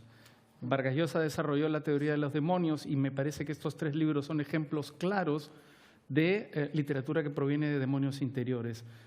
Digamos, la pérdida del padre, la pérdida de una pareja, la presencia de un padre, al mismo tiempo la pérdida del padre, pero la presencia de un padre castrante, militar, una figura enorme, me parece que son ejemplos de esa teoría. ¿Cómo, digamos, negocian ustedes con sus demonios internos en ese tránsito hacia la literatura, de la realidad, de su propia realidad hacia la literatura? Bueno, uno es lo que ha vivido irremediablemente. Si uno se vuelve ciego, como Borges, pues no es extraño que escriba poemas sobre la ceguera. Hay una especie de cofradía de escritores de padres asesinados, a mí me interesan. El padre de Nabokov fue asesinado por defender que pudiera hablar y escribir un hombre con el que no estaba de acuerdo. El padre de Rulfo lo mataron y escribió de una manera muy enredada, escondida, sobre ese asesinato de su padre. En este cuento magnífico que es Diles que no me maten, está incluso el nombre del asesino de su padre, pero se lo pone a la víctima y no al asesino, al que lo va a matar. Alfonso Reyes, de quien hay unos ensayos maravillosos en este libro del fuego de la imaginación, también le asesinaron al padre y nunca publicó nada sobre el asesinato de su padre, pero dejó una obra preciosa, El cuaderno del 9 de julio, que lo publicaron póstumo, y es un libro muy, muy conmovedor. Entonces, si uno es escritor, si uno se dedica a este oficio y le ocurrió en la vida algo demoledor, algo fundamental, algo que te movió el piso para siempre, por mucho que no quieras ni siquiera recordarlo, y yo durante mucho tiempo no quise ni siquiera recordarlo, ni hablaba de eso, ni mis hijos sabían de esas circunstancias, ni me refería a eso. Estaba ahí como ese poema. De hecho, esa novela sin ficción surgió como un poema. Ese poema estaba ahí, lo escribí en una noche en un hotel de Caracas, y ese poema estaba ahí y no se me olvidaba, ni el poema, ni el tono del poema, ni el hecho de que la figura más importante de mi infancia lo hubieran matado, y algún día lo tuve que escribir. No sé si eso es un fantasma, pero es un recuerdo un recuerdo que de esos que no se olvidan. ¿En tu caso, Rosa? Pues naturalmente todos escribimos siempre sobre lo mismo en realidad. Tú te coges, no lo sabes, tú ni siquiera sabes de lo que estás escribiendo, porque la escritura además te enseña. Si tú escribes un libro, una novela, que no te enseña nada, es una mala novela. Porque lo primero que tiene que hacer ese libro es enseñarte algo. Y te enseña algo sobre los abismos, ¿no?, de lo que eres. Hay una frase preciosa de un psiquiatra que se llama Philippe Brenot, que dice: del dolor de perder nace la obra. La obra nace del dolor de perder. Pero la vida es pérdida, ¿no? Es decir, tampoco tenemos que mitificar, no creo que los escritores o los artistas en general tengamos que ser gente, ese tópico de que hay que sufrir para crear, me niego. No hay que sufrir para nada, yo creo, en este mundo. Cuanto menos suframos, mejor. Lo que pasa es que siempre hay una cuota de sufrimiento. Hasta el hombre o la mujer más felices del mundo, imaginaos, la persona más feliz del mundo, pues ya va a tener suficiente sufrimiento con solo su propia muerte y la muerte de los demás, de sus seres queridos, como para escribirse media biblioteca, ¿no? Entonces, pues sí, escribes desde ese dolor de la pérdida que ni siquiera sabes muy bien quién es, que la vas dando forma. Y eso nos sirve a los que escribimos, pero nos sirve a los que leemos y a los que consumimos el arte también, ¿no? Creo que los escritores somos en primer lugar lectores, ¿no? Lectores que además escribimos, ¿no? Y decía Georges Braque una frase que para mí ha sido el pintor francés, ¿no?, abstracto, una frase que para mí ha sido tan luminosa realmente que hasta me la he tatuado en una pierna, ¿no? Pero eso es mi último tatuaje, ¿no? Y decía, el arte es una herida hecha luz. Y efectivamente, ¿qué vas a hacer con las heridas de la vida sino intentar convertirlas en luz para que no nos destruyan, ¿no? Y eso sirve para todos, para los que hacemos, insisto, los libros y para los que leemos los libros. Renato. No sé si es en Historia de un deicidio donde Mario por primera vez habla de esa teoría de los demonios, haciendo una suerte de invocación a los autores para convertir esos demonios en temas, ¿no? Es decir, que esas obsesiones que persiguen o perturban al escritor se conviertan finalmente en un material literario. A mí me impresionó mucho cuando leí El pez en el agua, uno de los primeros capítulos donde Mario cuenta cómo pasó de relacionarse con un padre incorpóreo que él creía muerto, con el que únicamente se relacionaba a partir de una fotografía a la que él además le adjudicaba una serie de rasgos y características. Era un padre que existía, porque los sueños, por supuesto que también son parte de nuestra realidad, y aquellas cosas que imaginamos también son parte de la realidad, y ese padre aún muerto en el imaginario del niño, por supuesto que existía. Y luego aparece el padre real que viene a derrocar la imagen del padre que el niño Vargas Llosa ya se había construido. Ese momento que probablemente funda muchas de las preocupaciones literarias que Mario ha desarrollado después, para mí fue como una clarinada de alerta respecto de demonios que ya venían cocinándose en mí. Mi padre ya había fallecido para entonces, pero yo no sabía que tenía una novela por escribir. Pero la lectura de ese libro, pero de ese capítulo en particular, fue como una clarinada de alerta. Y luego, bueno, ese demonio empezó a larvarse en mi organismo y mi mente, y una vez que, iba a decir tomé la decisión, pero no sé si uno toma la decisión de escribir, probablemente sí, en algún punto me puse a leer todos los libros en los que un autor hablaba sobre su padre desaparecido. Por supuesto que el de Héctor se convirtió en uno de mis libros de cabecera. Y lo que más me sorprendía es que tanto en el libro de Héctor o, por ejemplo, en el libro de Paul Auster, La invención de la soledad, lo que encontraba eran autores que en ese momento yo pensaba, a los que probablemente nunca voy a conocer, luego conocí a ambos, para suerte mía, y que saben más de mí que todos mis parientes probablemente. Se hacen las preguntas que yo me hago, entienden la mecánica de mis pensamientos, y ahí me pareció, y eso para mí fue muy importante porque me hizo entender que los verdaderos lectores son los que están más allá de tu cerco y de tu entorno más próximo. Porque muchas veces lo que puede detener a un escritor, tal vez cuando la vocación no es tan firme, es precisamente el miedo a que ese entorno más próximo no admita lo que escribes o censure lo que escribes o reciba mal o encaje mal lo que escribes. Esos libros me demostraron que los lectores no hay que buscarlos en las proximidades, sino traspasando unas fronteras. Y así probablemente fue como ese demonio empezó a ser exorcizado, aunque a mí la figura del exorcismo la discuto un poco en la medida en que yo siento que escribir no exorciza a los demonios, sino que más bien ayuda como a domesticarlos, ¿no? A llevarse un poco mejor con ellos en la medida en que les pones nombre. Lo que tiene nombre ya no asusta tanto. Entonces, escribir es ponerle nombre a aquello que te asusta y aprender a convivir con esos monstruos que no desaparecen, pero que están ya cada uno en sus rincones respectivos.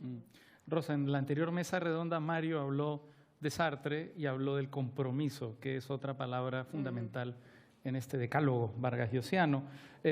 ¿Existe ahora mismo el compromiso? ¿Tú crees en él? ¿Qué es hoy el compromiso del escritor? Yo creo que todavía hay equívocos con el compromiso. Es decir, todavía, afortunadamente cada vez menos, pero en algunos ámbitos todavía hay, que a un novelista que en algunos sitios se le habla de compromiso como diciendo que sus novelas tienen que estar al servicio de una realidad social.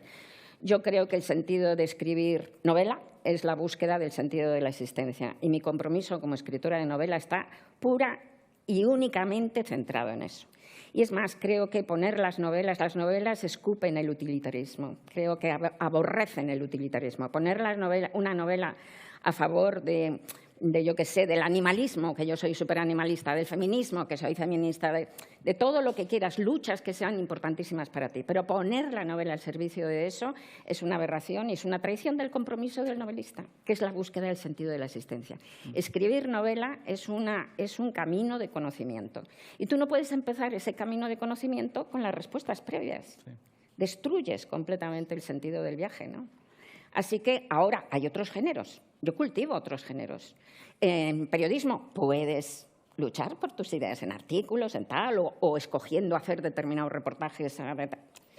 En ensayo también, ¿no? Entonces, ¿quieres luchar con tu escritura por determinadas ideas? Otros géneros. En ficción, desde luego que no. Y luego está el compromiso como ciudadana, evidentemente. Ese es el primero y el básico. Y yo creo, además, que hay que comprometerse, entre otras cosas, porque no comprometerse supone que los otros te comprometen. Es decir, tú no pasas por la vida sin romper nada. Si tú no te comprometes personalmente, estás comprometido con la posición de otros sin darte cuenta, ¿no? Tú, Renato, ¿cuál es tu compromiso como escritor? Ahora, yo me comprometí hace un tiempo conmigo mismo a solamente escribir los libros que yo sintiera necesarios.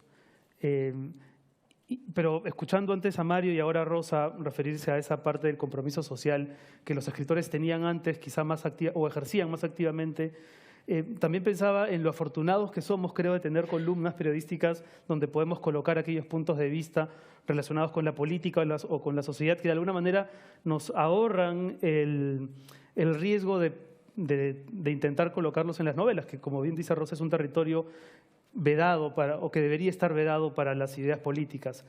Y en ese sentido, a ver, yo siento un compromiso como escritor, pero también como periodista, de mantener esas cuerdas muy separadas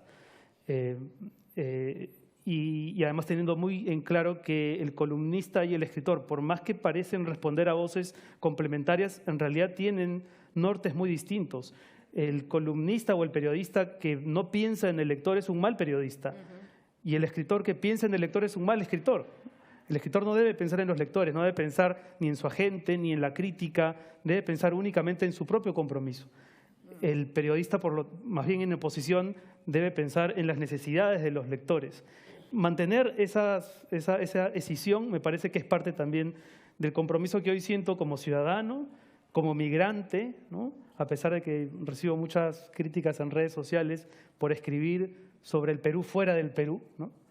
El otro día leí una frase de Kierkegaard que me encantó y que es un excelente tuit, pero no lo usé precisamente por eso, que dice: ¿qué sabe de Inglaterra aquel que solo ha vivido en Inglaterra? ¿No?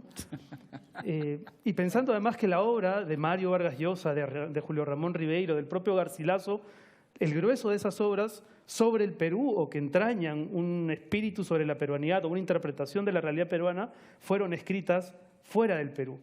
De modo que también parte de mi compromiso pasa por incorporar a mi perspectiva narrativa también mi experiencia de migrante, ¿no? De exiliado, entre comillas.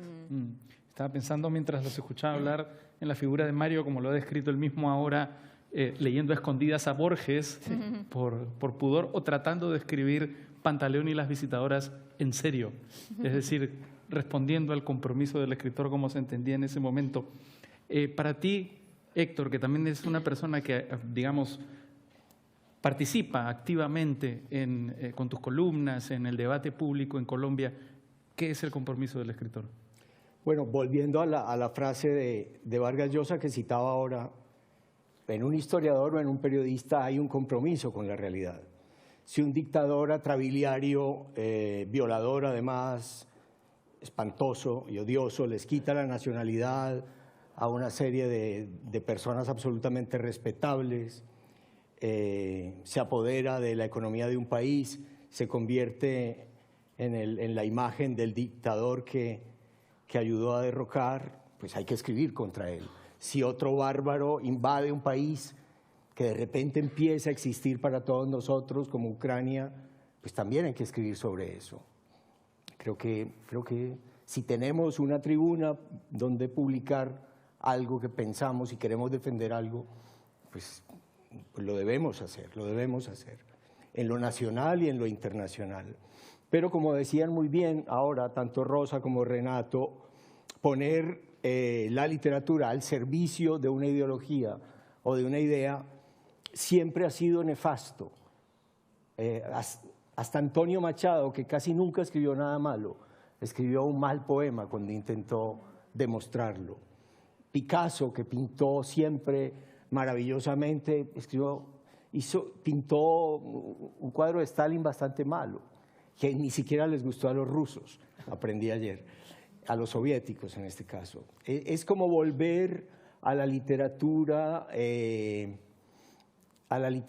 católica de las vidas de santos, como escribir con una finalidad didáctica sobre, no sé, en el caso de ellos, sobre las bondades de los santos y de los mártires, o los santos y los mártires que nosotros tengamos, escribir sobre ellos.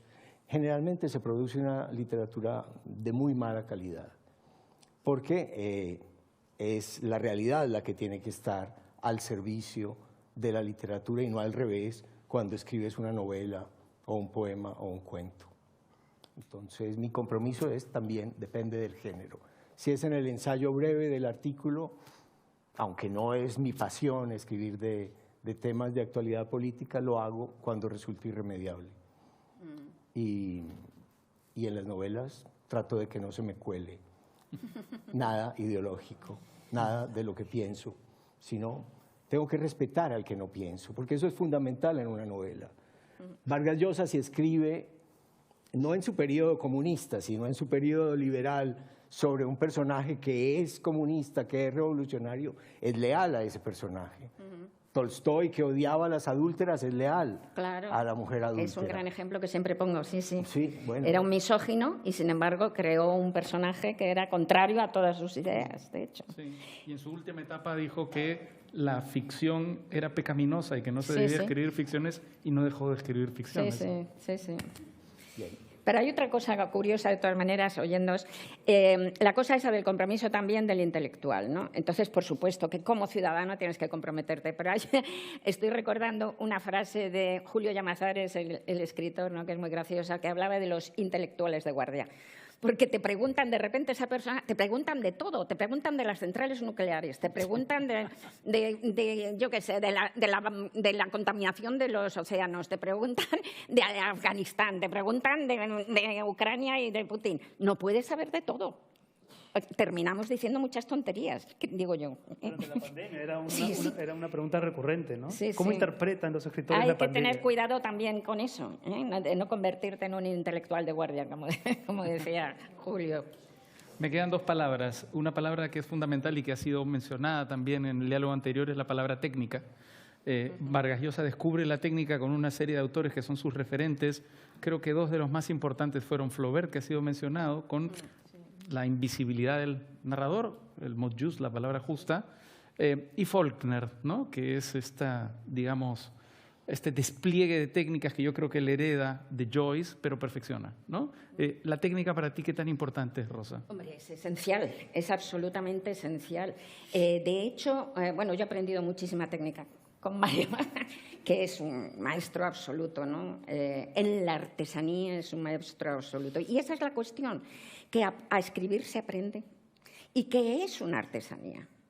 Entonces, la cuestión es que tú cuando, con 20 años, tienes una novela en la cabeza, tienes la idea de una novela y es como una nube cósmica maravillosa, llena de… Tiene luz, tiene sonido, tiene una pulsación, tiene un ritmo. Cada novela tiene su ritmo, como decíamos antes. Tiene la música de las esferas aquí en la cabeza y es preciosa.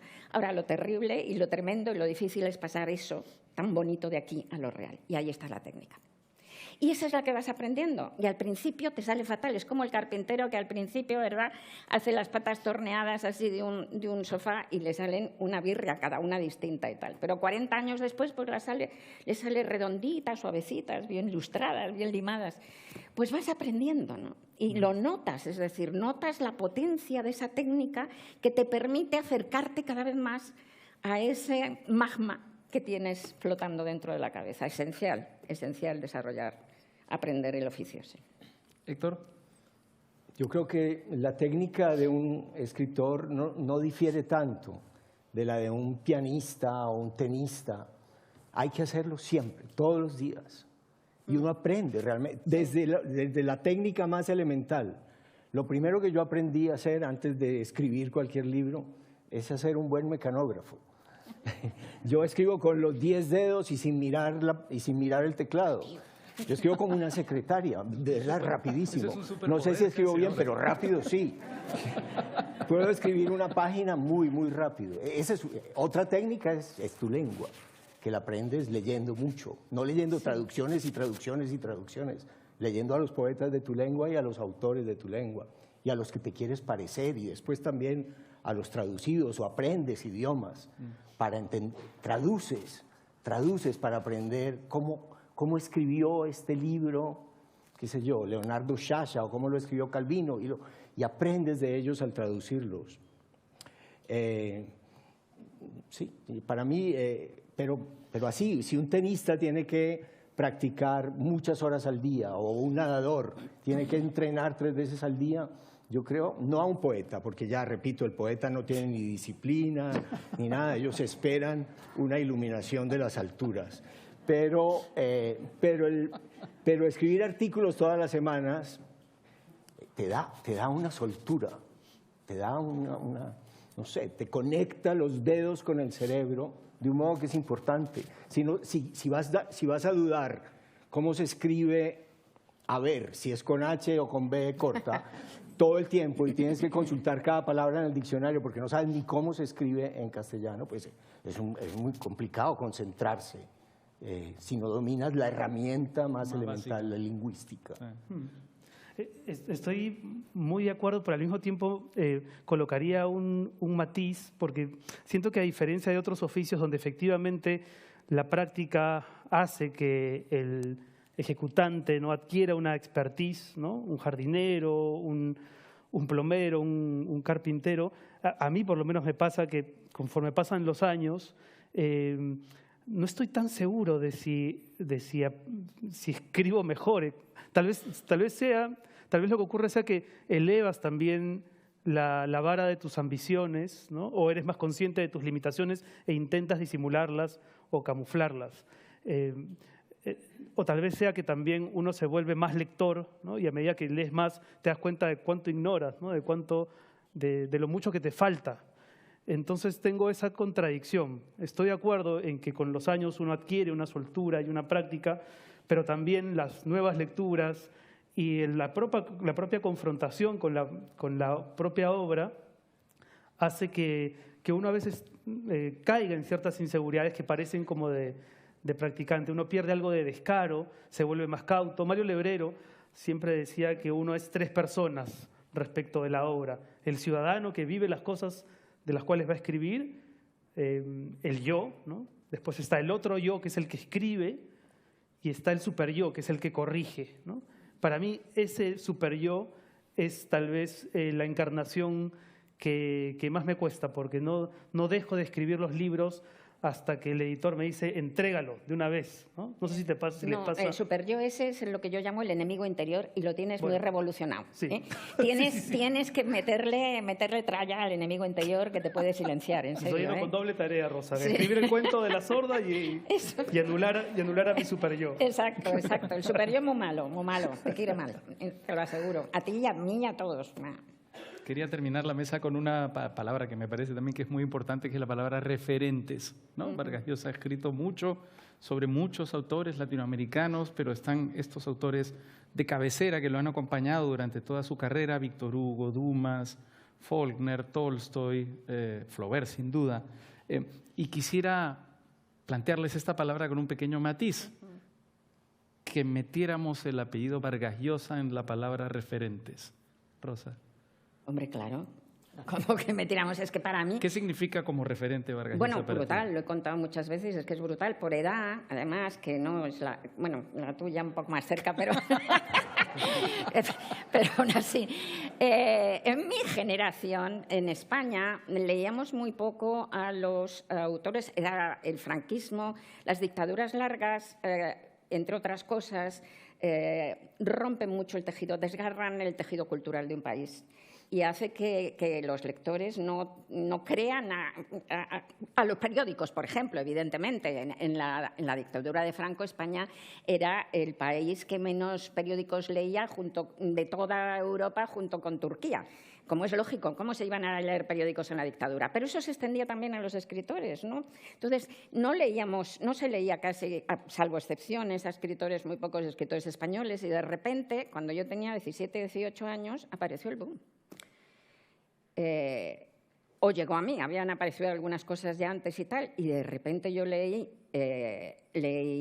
Conversación en la Catedral y leí 100 años de soledad y me estalló la cabeza directamente, porque de repente me di cuenta de que la mejor literatura que se estaba haciendo en el mundo, la más rompedora, la más nueva, la más vibrante, la más plástica, la más vehemente, la más grandiosa se estaba haciendo en mi lengua. Y eso a mí me cambió la vida, como persona y como escritora, desde luego, radicalmente. Entonces, para mí ha sido, muchas gracias, de verdad, ha sido una puerta para la escritura, total. Víctor.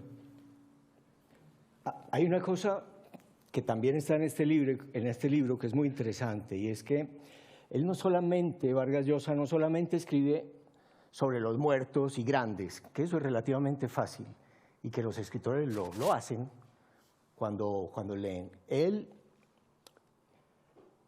en la introducción hablaban de su generosidad. Él lee a los más jóvenes y los comenta con gran generosidad, no con una reseña rápida de palabras medias. Se refiere a un libro de Juan Cruz, o de Cercas, o de Rosa, o de mucha gente más joven que él, que no son nadie, y que él les ayuda a que su existencia ocurra. Y para ahora, Ucrania empieza a existir ahora en esta guerra, pero para un continente que estaba después del boom más o menos desaparecido, lograr existir un poco también en España o en Europa, gracias a la generosidad de alguien así, es increíble. Es increíble y es algo que de los autores del boom, no sé, creo que no todos lo hicieron.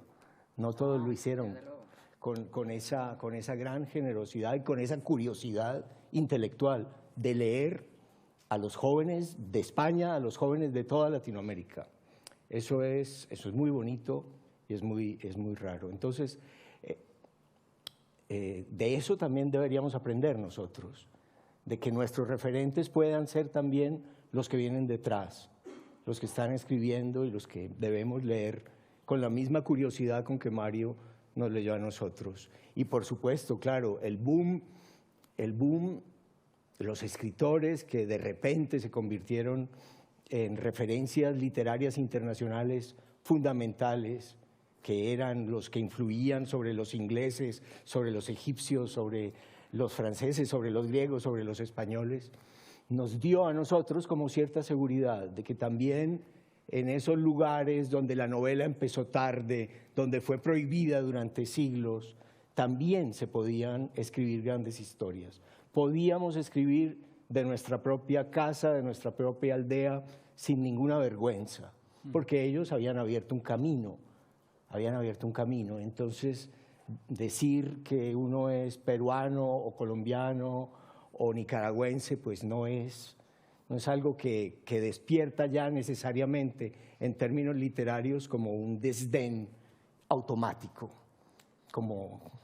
bueno, no sé, porque todavía, si uno dice una nacionalidad, se asocia con ciertos oficios, qué sé yo, cuidador, o algo así, pero también podía uno, gracias a ellos, ser también escritor. El hermano mayor de mi padre era lingüista, filólogo, profesor de lengua muy querido en la Católica, fue profesor de Mario. La primera imagen que yo tengo de Mario Vargas Llosa es en una fotografía de este tío que es cargado en hombros por 4 estudiantes. Uno de ellos es Mario Vargas Llosa. Una foto de 1958, después de la fundación de un partido en la Católica. Pero junto con la visión de este tío, mi tío Luis Jaime, estaba la visión de mi padre sobre Mario Vargas Llosa. Mi tío Luis Jaime tenía en sus lecciones de lengua una frase, siempre la ponía en la pizarra: mi madre tiene 2 hijos, uno inteligente y el otro militar. Y claro, mi padre militar, por supuesto, tenía una opinión de Mario Vargas Llosa, el cadete de Leoncio Prado, ¿no?, cuyos libros habían sido incinerados en una hoguera de la que él hablaba muy orgulloso. Además, cuando yo me sacaba malas notas me decía: te voy a meter a Leoncio Prado, ¿no? Y yo me puse a leer La ciudad y los perros por ese miedo que me inculcó mi padre. Muchos años más tarde, nunca voy a olvidar el momento, y lo digo a propósito de lo que comentaba Héctor, si no, la verdad no lo hubiese comentado. Yo estaba en Nueva York, me metí a un Starbucks para coger señal de wifi y justo vi un mail de Mario Vargas Llosa, muy generoso sobre la novela que yo acababa de publicar. Al principio pensé que era un mail, uno de estos mails de estafa, ¿no?, una estafa que debía estar en la bandeja de no deseados, ¿no? Un spam, efectivamente. Pero no, era un mail suyo y es una cosa que le agradezco, pero sobre todo le agradezco el hecho de haber, como lector quiero decir, y como peruano, ¿no?, el haber generado una obra modélica. Él hablaba antes de lo que Borges significa para los argentinos, y creo que así como Borges significa algo para los argentinos y García Márquez para los colombianos, Vargas Llosa en el Perú es un faro que proyecta una luz que es ineludible, que no te deja indiferente. Puedes militar en sus ideas literarias, puedes discutirlas, pero no puedes no tener una opinión respecto de lo que hace. Así que, bueno, como lector, como sobrino de Luis Jaime, como hijo del gaucho, lo he tenido a Mario muy presente toda la vida. Así que es un honor, de verdad, de estar aquí, Mario. Muchas gracias. Bueno.